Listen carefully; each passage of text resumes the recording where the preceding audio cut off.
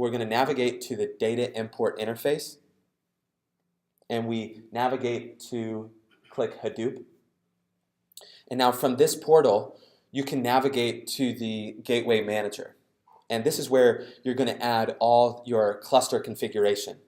So for this, you'll need your machine name or IP address for your name node, and then also where you want to install the Hadoop Gateway. So as I mentioned, probably your edge node. And you'll also want to define a few ports, like the HDFS port, your web HDFS port, and then the Hadoop Gateway port. And this is going to be defined. Typically, your big data cluster admin can provide this information for you. And then next, you're going to select the connection mode.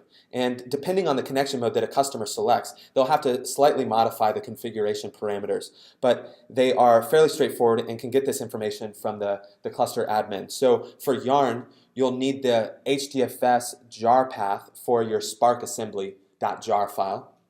For your standalone, you're going to need the Spark service address. And then finally, for local mode, you'll just define the amount of threads you want to simulate. So finally, you'll have the option to select a few advanced parameters and settings that we can use to optimize or constrain performance, however you see fit. So once we do this, we can deploy the gateway, and we're going through the process of actually starting the gateway now. And once it's started, what we can do is we can go back and verify that the file browsing interface is set up for all of our end users. And this is just going to ensure that the web HDFS and your HDFS ports are defined properly. And then we can navigate to the Yarn application and ensure that the application is properly started.